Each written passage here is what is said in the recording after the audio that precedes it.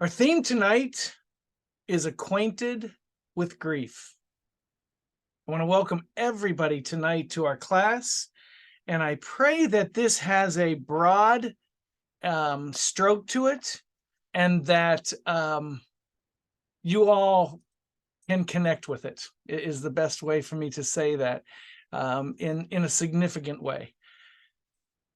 I think my intent is to make, I don't think I know, my intent is to make a case for this subject matter and maybe have us see it differently, expand a little bit on the subject than maybe where we've thought before. So, acquainted with grief.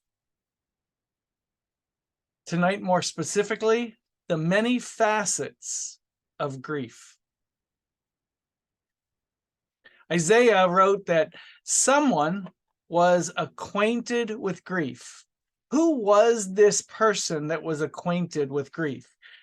Jesus exhibited an empathy for all of us, for all mankind, that is unmatched by anyone else. Many believe, and I've heard this said, that Jesus took upon him flesh so that he might understand us, he might relate to us. And while the aims of this interpretation are nice and well-intended, just as still, they're incorrect. And I only say that because of what empathy is and because of who he was.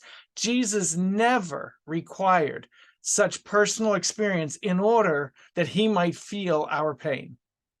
To be sure, empathy is to understand and be aware of, be sensitive to, and vicariously experience the feelings, thoughts, and experiences of others. Meaning, one doesn't have to experience them themselves. They feel this vicariously through us.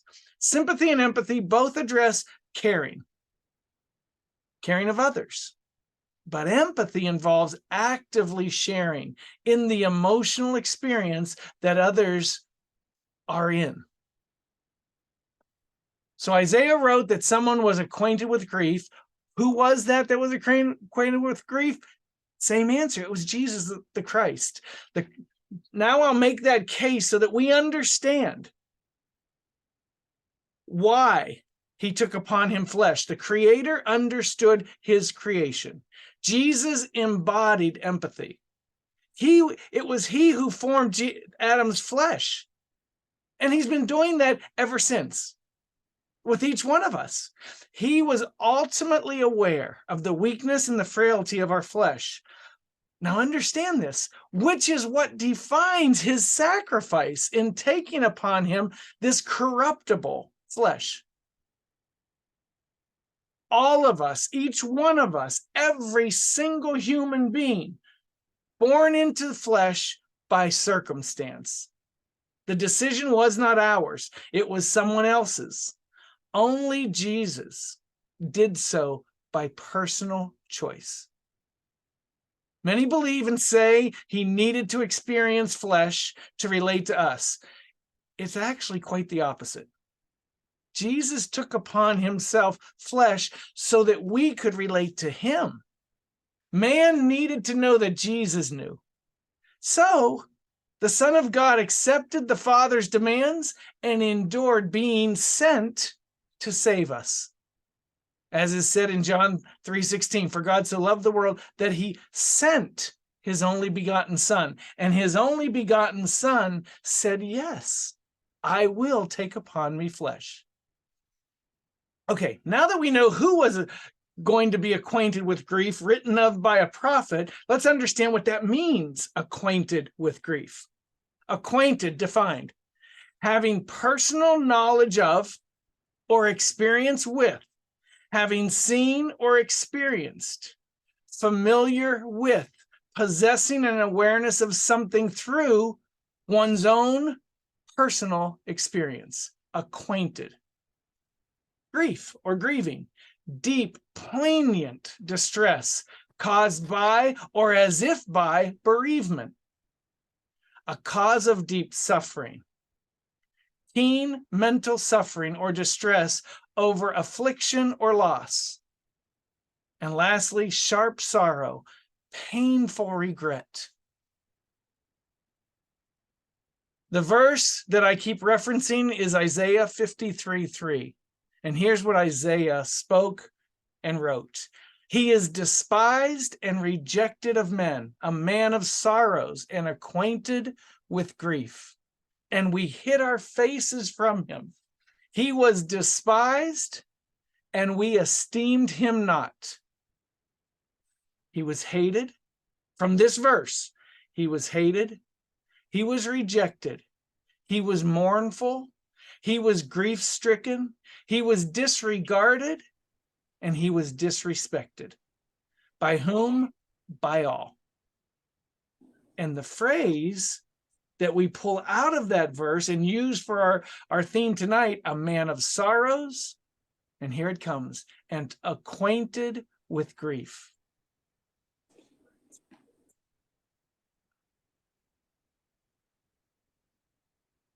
He cared and felt for others. He grieved for all mankind. Whomever it was, wherever it was, we can infuse our situation into this verse. But as it is, it's speaking of Lazarus. Jesus therefore saw her weeping, and the Jews also weeping, which came with her, and he groaned in his spirit and was troubled. Jesus was a man of sorrows and acquainted with grief. Later on in that chapter, a few verses later, Jesus therefore again, groaning in himself, cometh to the grave. In the Americas, it says this: Jesus felt for his own being Israel, and he emoted accordingly. Jesus groaned within himself and said, Father, I am troubled because of the wickedness of the people of the house of Israel, a man of sorrows and acquainted with grief. Jesus was expected, and that expectation was his Father's, to endure so much. His life was defined by suffering. Even more specifically, his suffering was such a personal affront as he was, as we just read, hated, rejected, sorrowful, grief-stricken, disregarded, and disrespected. His pain was interrupted as his life was cut short. And his life was cut short by torture and crucifixion.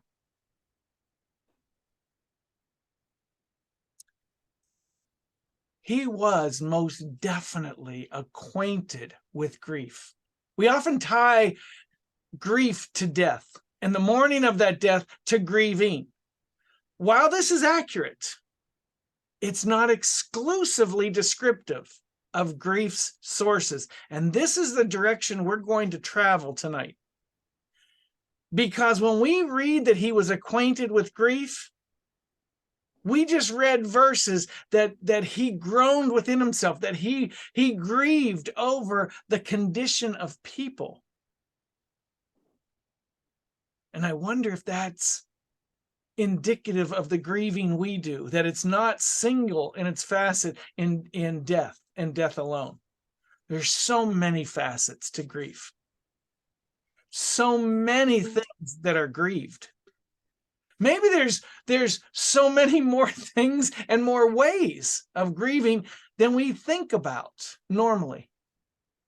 Grief is common, yet, and a shared ache, yet it's exclusive to us. And yet it's inclusive of all. Grief is such an intimate and personal experience, but all of us have that experience, and in more ways than we may think we do. And that's what tonight's about.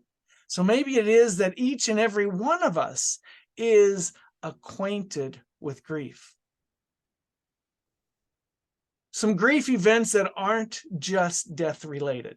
Grieving is typically associated with a loved one's death, and should be, because the most significant grief is to the loss of life. Grief embodies much more than just death.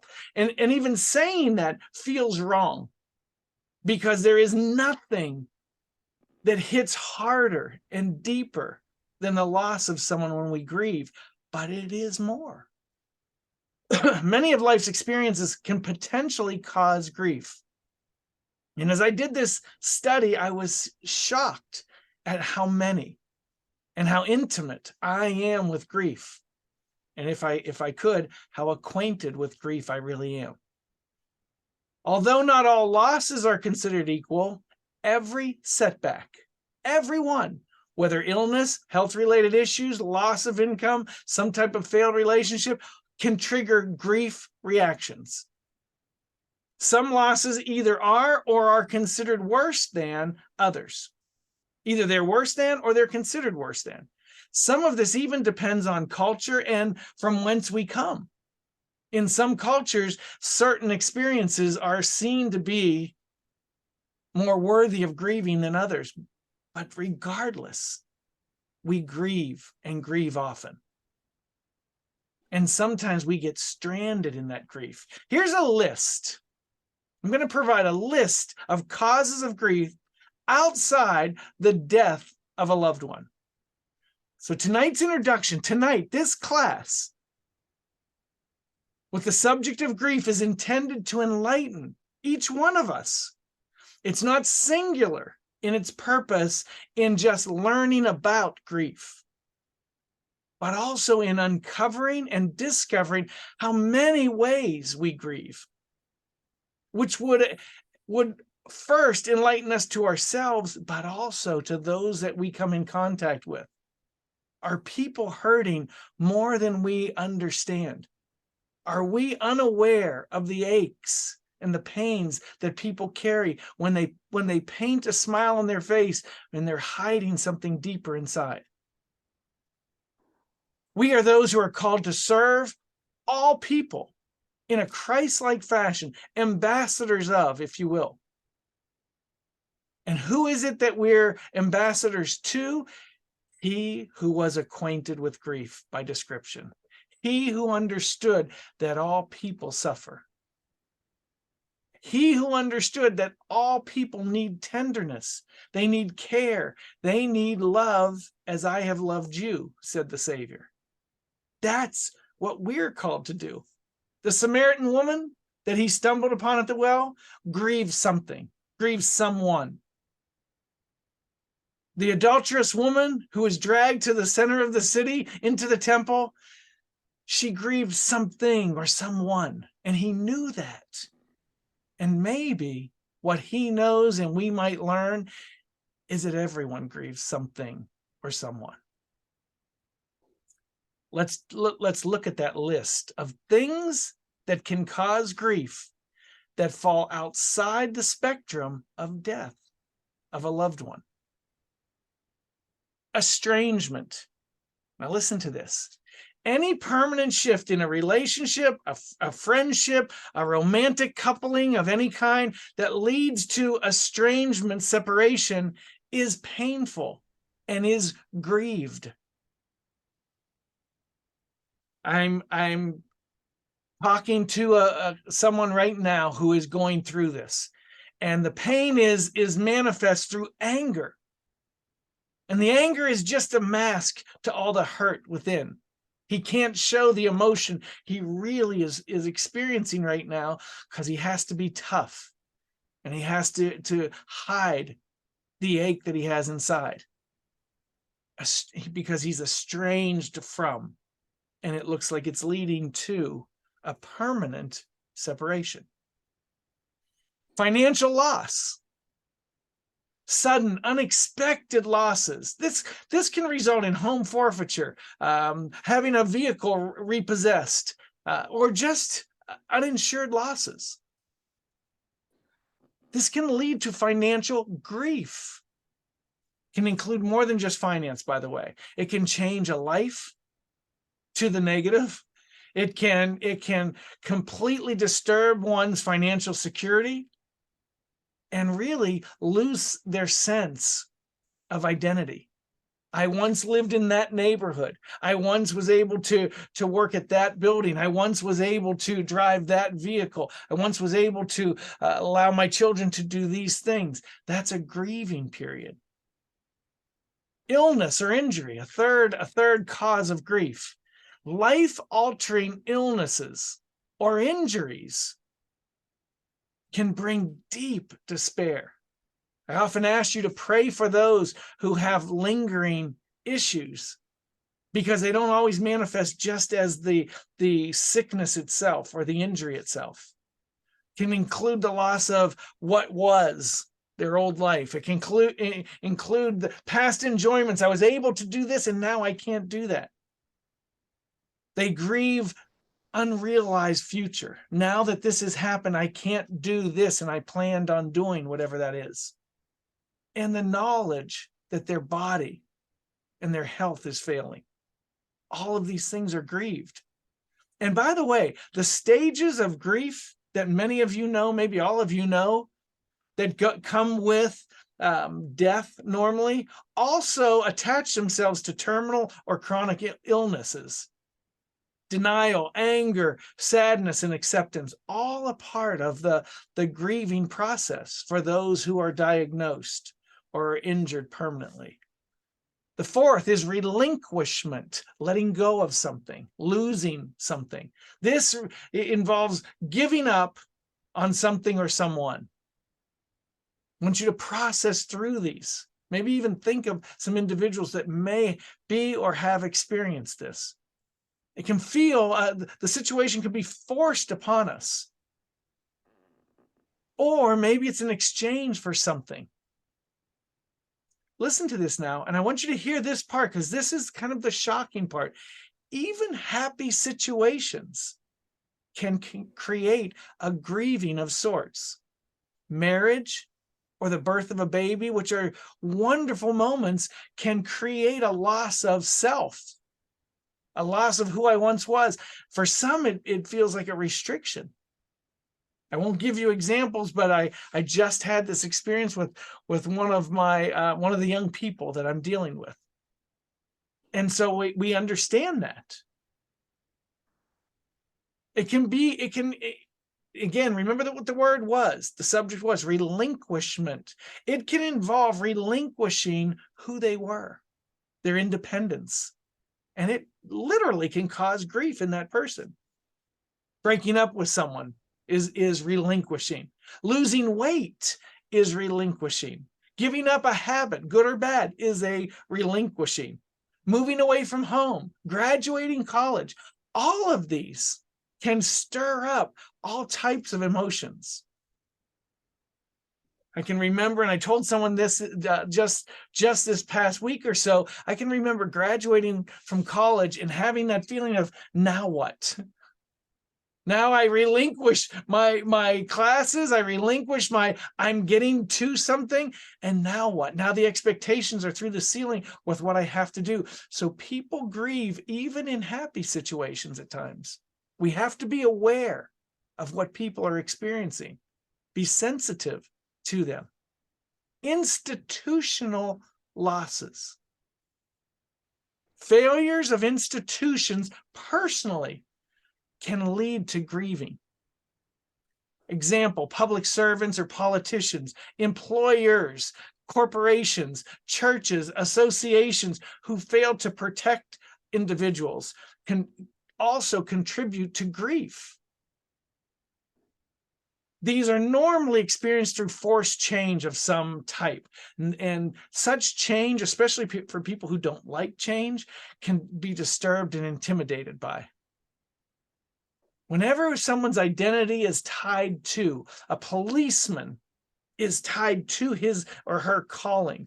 A fireman is tied to his or her calling. And then you can go on and do your own examples, but it is with church, it is with so many other associations. They define who we are. And when we feel the loss as a result of something that happened, it's significant.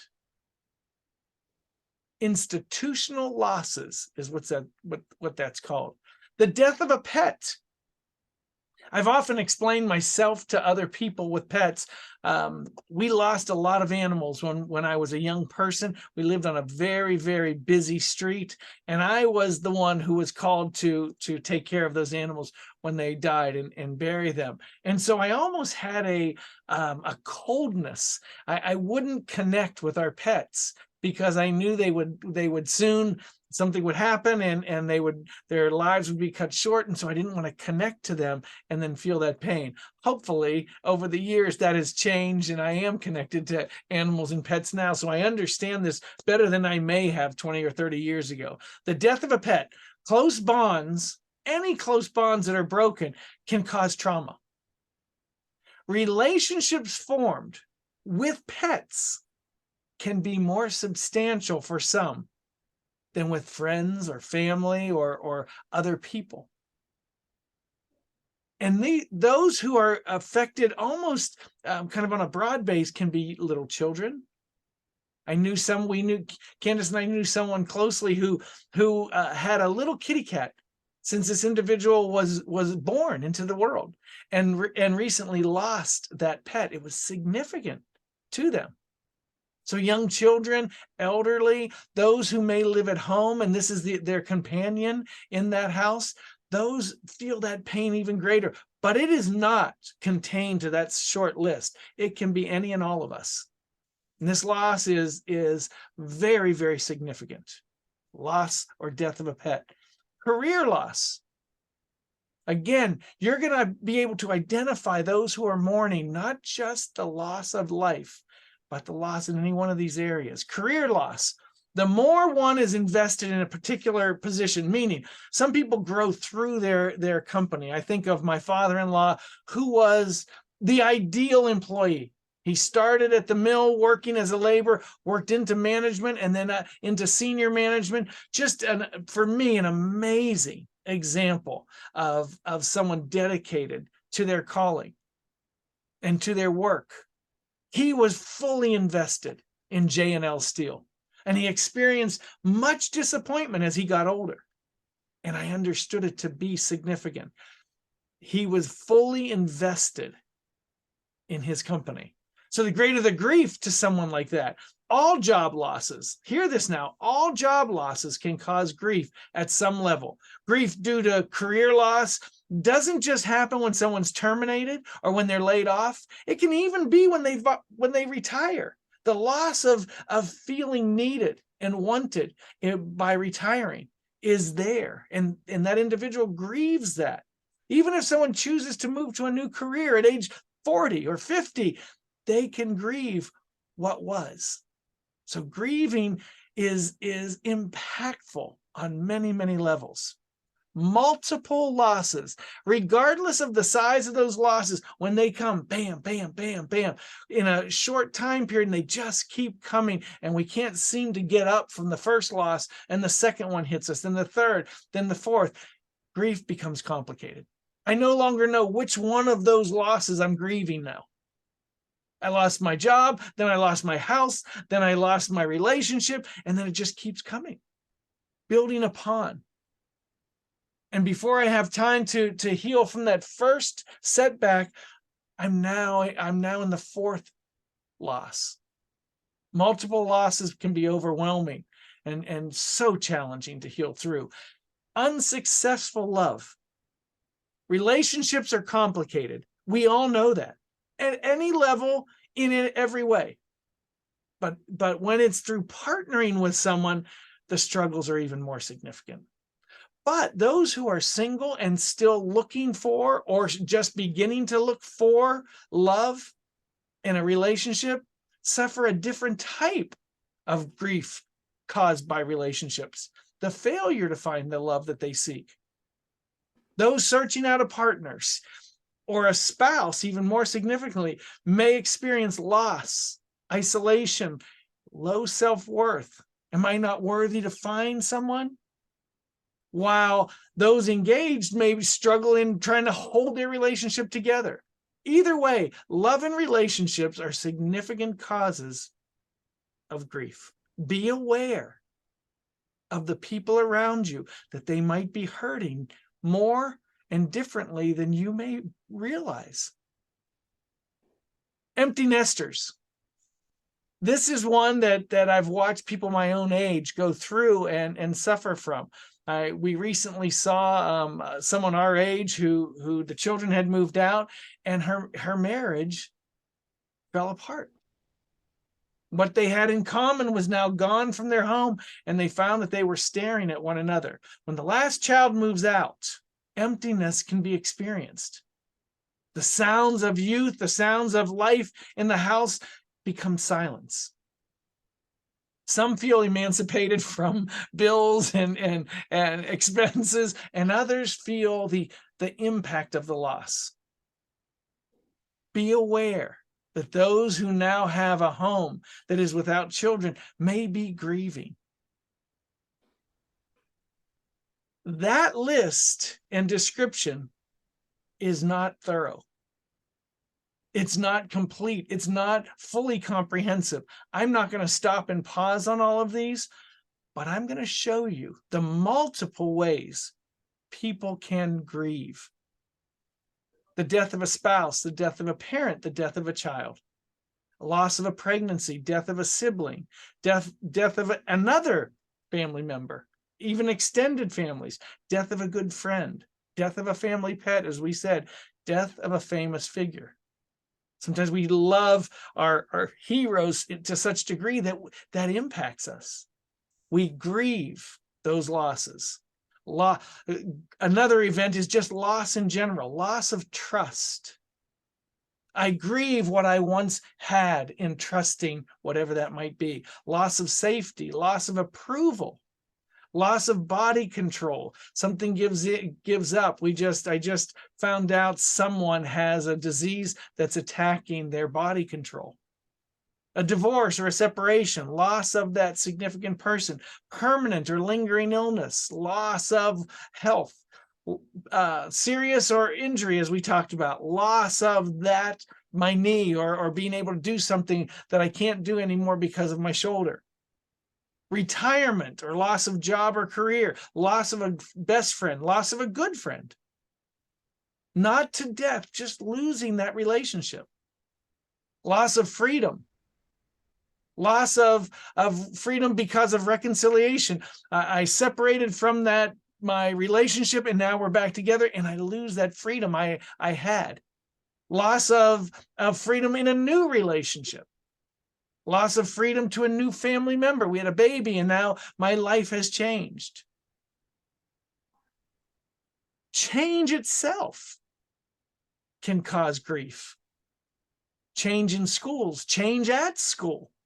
I'm going through something at my school, and there's some huge changes. Child leaving home, we talked about that. Change in residence, we had to move, or we chose to move. Change in a role at work, change in financial status, change in social activities, change in living conditions. Even I used to live upstairs, now I live downstairs. I used to have a big bed, now I have a cot. Change in working conditions, starting school, ending school. Change of life, change to a different line of work, change in health for a family member. I'm now a caregiver to someone. I lost something in that. That change has me grieving. Spouse is starting to work. My spouse is stopping to work, stopping from work. Change in church activities, change in church responsibilities, changes at work, roles, responsibilities. I'm no longer on that team. I'm now with a new team. And I don't like that new team, or I miss that old team.